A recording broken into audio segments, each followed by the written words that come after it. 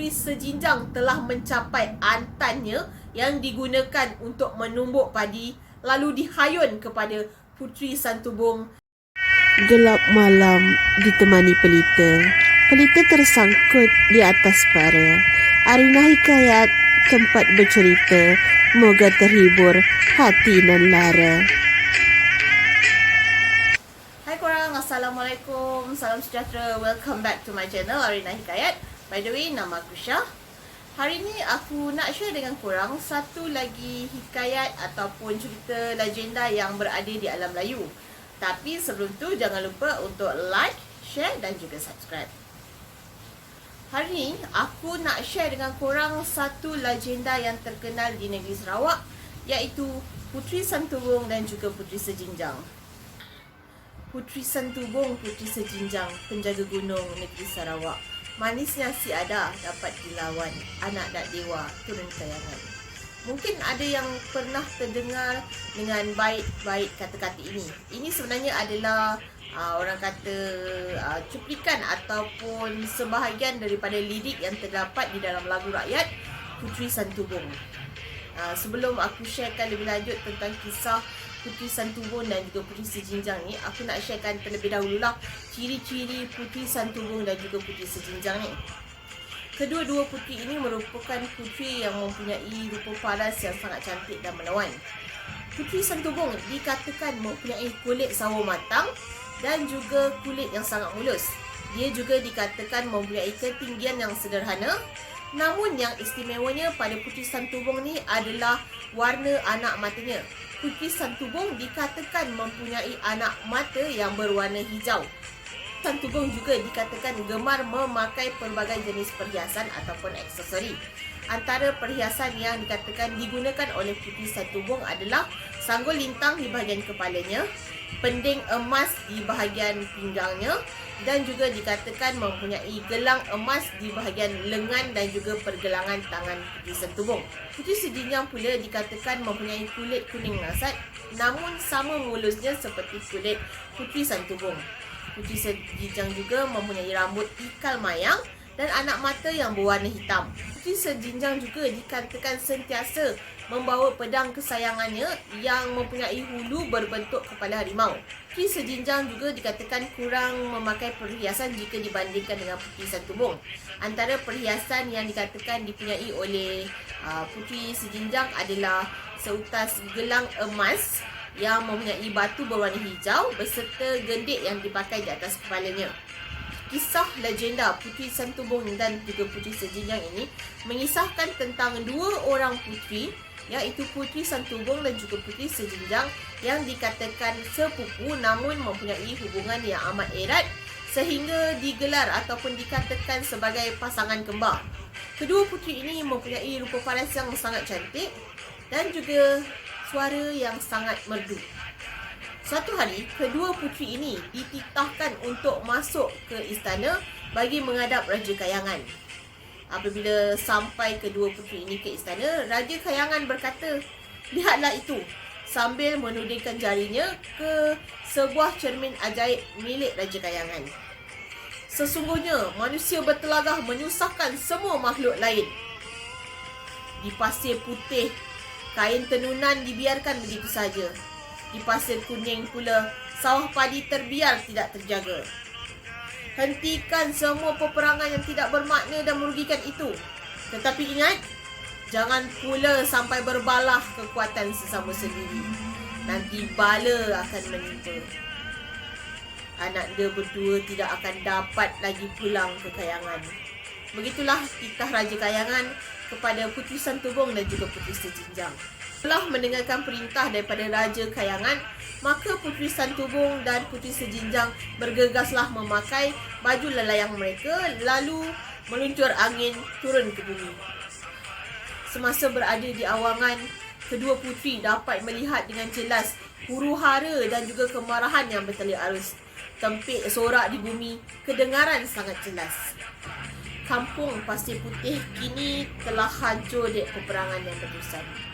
Penduduk kampung Pasir Putih yang merupakan penenun sejak zaman berzaman kini hanya membiarkan hasil tenunan mereka yang berharga terbiar tergeletak di bawah tangga.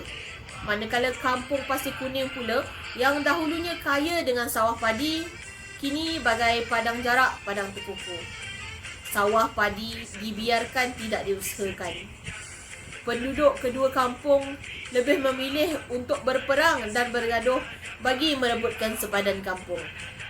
Semasa penduduk kedua kampung sedang sibuk berperang, tiba-tiba mereka tergamam melihat sebuah cahaya aneh yang berada di awang-awangan.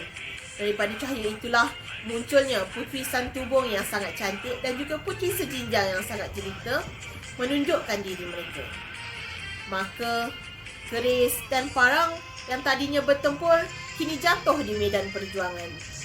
Setelah mendengarkan kata-kata dan pesanan daripada kedua orang puteri ini, penduduk kampung tertunduk malu dengan perbuatan mereka sendiri.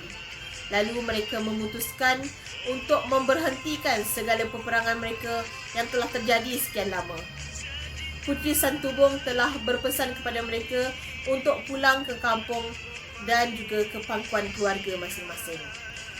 Akhirnya, peperangan yang telah terjadi sekian lama dapat dihentikan dan penduduk kedua belah kampung telah kembali ke pangkuan keluarga masing-masing dan mereka kembali membina keluarga mereka sendiri. Kampung mereka kembali menjadi aman sentosa, perdagangan menjadi semakin makmur. Puteri Santubong dan juga Puteri Sejinjang telah menjadi satu tokoh yang dihormati oleh penduduk kedua belah kampung. Namun sayangnya, keamanan ini tidak kekal lama setelah ketibaan Putera Serapi ke kampung tersebut. Setelah mendengarkan kedatangan Putera Serapi ke kampung mereka, Puteri Santubong dan juga Puteri Sejinjang mempersiapkan diri mereka dan menghias diri mereka dengan indah. Mereka berdua tertawan dan terpegun dengan kekancakan Putera Serapi yang sasa dan juga terselah kewibawaannya. Putera Serapi juga telah jatuh cinta dengan kecantikan dan keayuan kedua-dua puteri, Puteri Santubong dan juga Puteri Sejinjang. Satu hari, Puteri Santubong dan juga Puteri Sejinjang telah bertemu untuk menyuarakan hasrat hati masing-masing. Namun, setelah suara hati dinyatakan, ternyata hasrat mereka adalah sama, iaitu mencintai Putera Serapi. Maka, sejak itulah mereka bermusuhan dan saling mencemburui antara satu sama lain. Puteri Sejinjang mengatakan dia lebih cantik, manakala Puteri Santubong pula mengatakan dia lebih jelita. Bermula dengan perbalahan mulut, ia menjadi api kemarahan yang lebih besar. Dalam keadaan diselimuti amarah, Puteri Sejinjang telah mencapai antannya yang digunakan untuk menumbuk padi, lalu dihayun kepada Puteri Santubong dan menyebabkan kecederaan di bahagian pipinya. Ini dikatakan telah menjadi lekuk di Gunung Santubong. Setelah mendapat kecederaan itu, Puteri Santubong tidak tinggal diam. Dia membalas serangan Puteri Sejinjang dengan menikam belida yang ada di tangannya ke kepala Puteri Sejinjang. Belida ini adalah sejenis alat yang digunakan untuk tenunan. Rakyat menjadi ketakutan melihatkan pergaduhan Puteri Santubong dan juga Puteri Sejinjang yang masing-masing diselimuti oleh api kemarahan. 7 hari petir dan hari rintang, dahsyat sambung menyambung. Bumi bagaikan digegar paksa. Begitulah keadaan semasa pergaduhan Puteri Santubong dan juga Puteri Sejinjang. Kekecewaan ini telah menyebabkan Raja Kayangan bangkit daripada lamunannya. Tidakkah ingat pesananku, wahai Santubong dan Sejinjang? Tempik Raja Kayangan. Namun, ternyata semuanya sudah terlambat. Sumpahan kini tidak dapat ditarik balik. Tiba-tiba, Puteri Santubong merasakan dia tidak dapat lagi menggerakkan kakinya. Dan Puteri Sejinjang pula telah lari daripada gunung kerana malu dengan Raja Kayangan. Dia hanya berhenti di tepi lautan kerana merasakan dia tidak dapat lagi bergerak. Gunung Ganang perlahan-lahan menyelubungi Puteri Santubong.